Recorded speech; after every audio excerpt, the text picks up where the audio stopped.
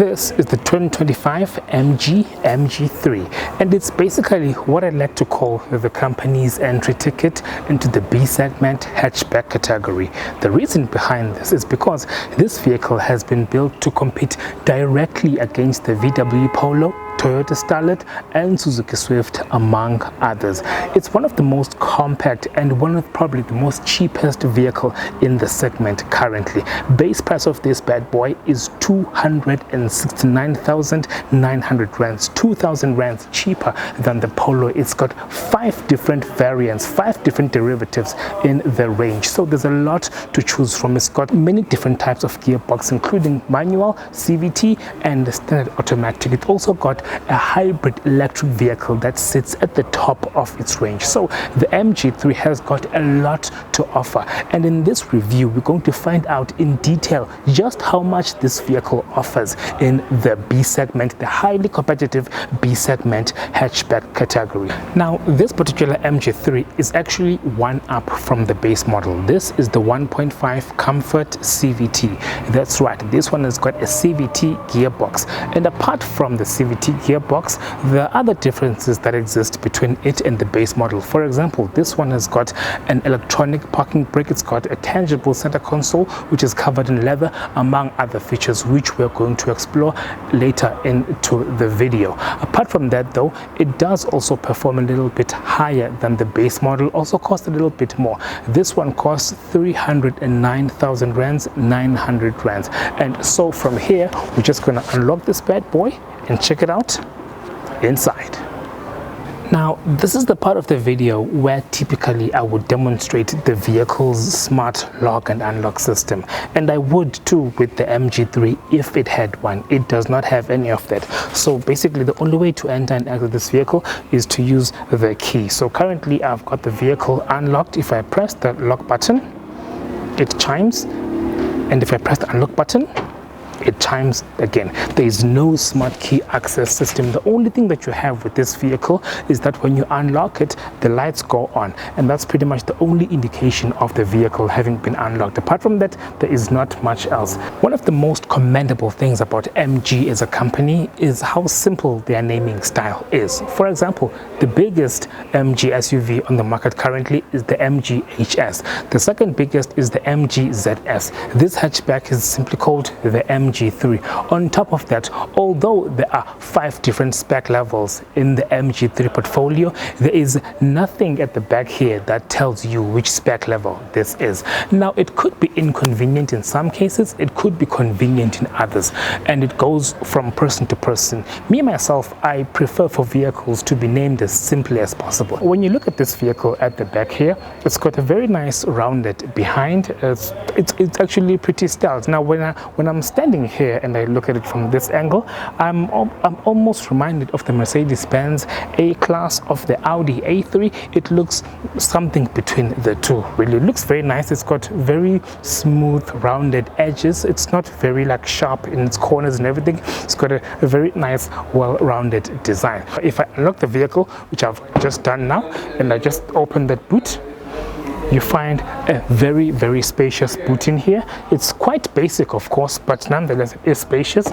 in that it actually wells all the way down. You've got your triangle there, you've got this flap which when I lift I find a spare tire, a jack, the basic implements that you need to change a flat tire. You also have got this privacy kind of shade right here to protect your prying eyes from spying into your valuable things. So it's quite a nice, spacious and basic boot, especially given that the vehicle is also quite at the base level of the range. So in terms of boot space, this vehicle is definitely quite commendable, I must say.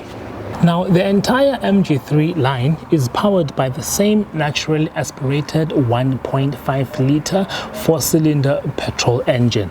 Now, the only difference is that according to spec level, the power levels also differ. For example, at base level, this engine will give you a total power output of 81 kilowatts. However, at the highest spec level, being the hybrid, it will give you a total power output of 155 kilowatts of power.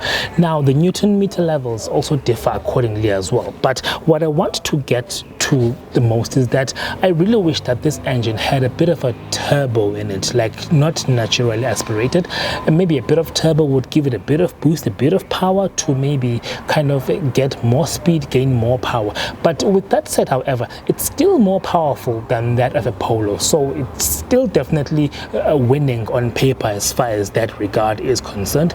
Engine itself looks quite beautiful, I must say. I've never said this about an engine. Now when I look at the engine itself, it looks like it's something that is meant to be covered by like an MG logoed cover of some sort.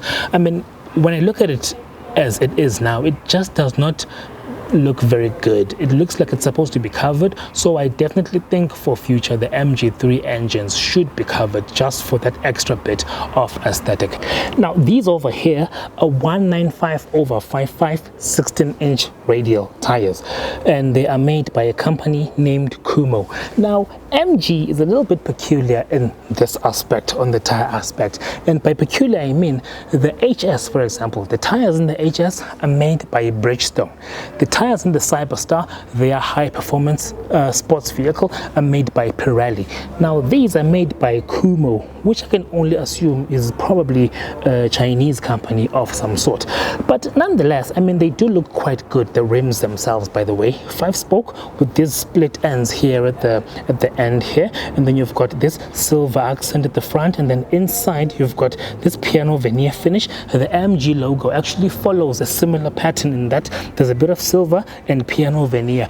Again, I love the fact that the lug nuts here are also finished in this piano veneer, so they kind of blend into the whole tire as well. Now as far as the tire itself is concerned, it looks quite good. The whole wheel itself is concerned, it looks quite good. I mean, it's quite beautiful to look at, and I mean, you've got these 5-spoke rims. The smoothness and roundedness of the vehicle's exterior design doesn't only end at the rear, it also continues here at the front, including these headlights. By the way, these are not necessarily a high intensity discharge, nor are these on headlamps, but they look very good. They've got a very rounded design. The front end itself is pretty rounded, the bonnet itself is quite rounded. Now at the back of the vehicle, you do have 3 parking sensors. At the front, unfortunately, you do not have parking sensors. You do, however, have this carbon like finish, which, if you remember, is also available in the MG HS, this car's big brother.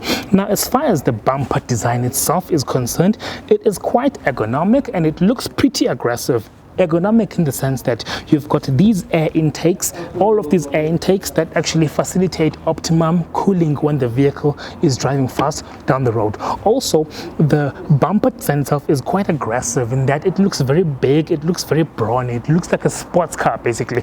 Remember, this thing costs only 300,000 rand, so for something that costs that much to look like this is pretty commendable. So I must say, at the front, this vehicle definitely looks intimidating enough for you to actually be able to take it out on the street and to take on a vehicle or two.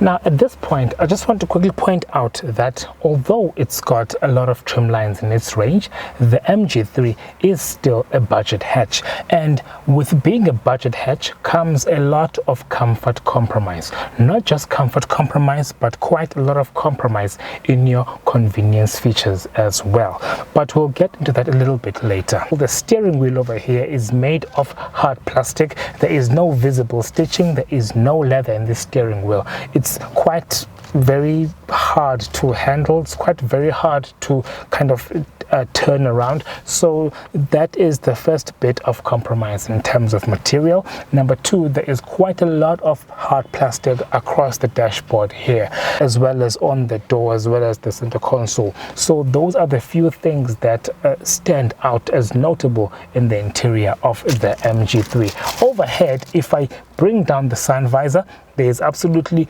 no mirror in the driver's sun visor, and the same is the case with the passenger's sun visor as well. There are absolutely no mirrors, so that is another comfort compromise. And of course, there are no sensors, there are no light sensors, there are no wiper sensors. But if we put aside all of those little gripes, all of those little convenience gripes in the vehicle, and appreciate the vehicle itself, you find that at the front here, the the first thing that catches your eye when you sit in the vehicle is this virtual cockpit right here. This is a 7-inch virtual cockpit. This 7-inch screen feeds all of the vehicle status around how much fuel you have, what doors are open, what doors are closed, the vehicle's general status. Next to the 7-inch screen is a 10.25-inch touch screen. Now this is where your infotainment system goes. It actually feeds Apple CarPlay and Android Auto as well. Now underneath this are your buttons that control the vehicle's climate control system, the volume up and down, as well as the other systems in the vehicle as well. The rest of the dashboard is made up of a little bit of leather with bronze stitching, and the fascia itself has got a bit of a chintzy material, like a chintzy pattern-like material, and some brushed aluminum that runs across. You do get a total of 4 air vents here, as well as this hazard light button that sits between the 2 front air vents. The center console of the vehicle does feature the mechanical shifter. Now remember, this vehicle has got a CVT transmission.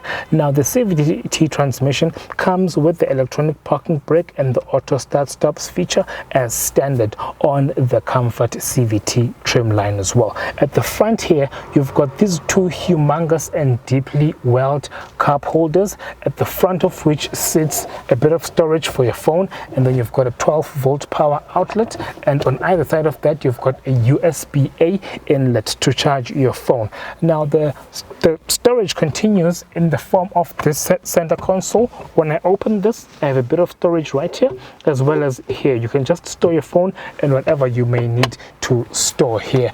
Now in terms of sitting space, sitting comfort, I do feel a bit of comfort here as well. I mean, this vehicle is not necessarily designed to be the most comfortable in the segment, but it does do the job, especially for something that slots just a little over 300,000 rands. The steering wheel itself has got this nice, actually quirky design. Really, it's got a dual spoke. At the base there is no spoke, there is a bit of a bulge, like a bit of a bolster at the base of the steering wheel here, and I mean it does offer quite a comfortable grip by the standards of this hatchback itself. It's got a flat base as well as a flat top, so there's nothing much going on as far as that bit is concerned. Steering wheel adjustment itself is actually a manual rake steering wheel, so you can actually tilt the steering wheel up and down manually, and you cannot actually telescope it. It just tilts up and down, and that's pretty much where it ends. The vehicle does have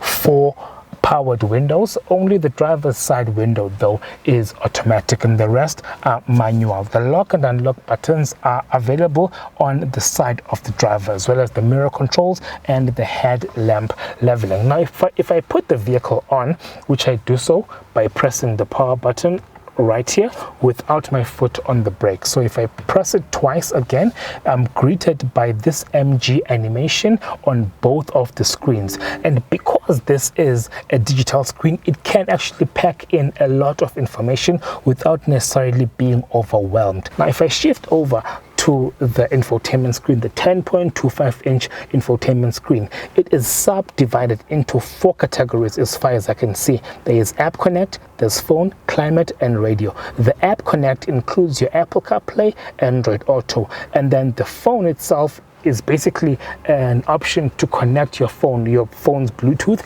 and then the climate control is exactly that, the vehicle's climate control system, your aircon, your heater, etc. The radio is also that, the radio as well. You can just select whatever station you want to listen to.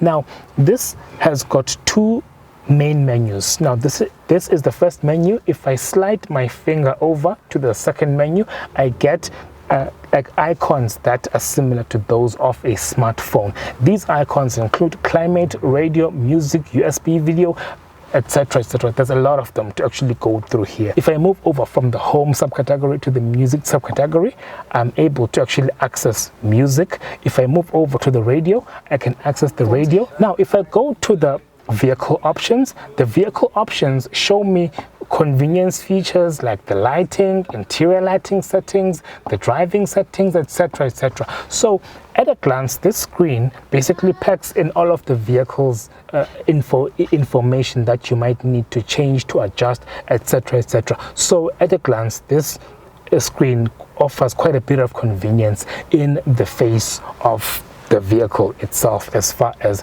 it is actually concerned. If there's one thing I love about MG vehicles is how thin the bezels of the rear view mirrors are. They are quite thin, very nice. Now I would have loved for this to be an auto dimming rear view mirror, but given that the top of the range MG HS does not have it, I would not expect for it to be available on this one as well. You also have got your basic interior illumination, which illuminates your left and right, otherwise illuminates the door when the vehicle is open. This is your speaker system, that is your sun visor, and that is nothing more to talk about in terms of that.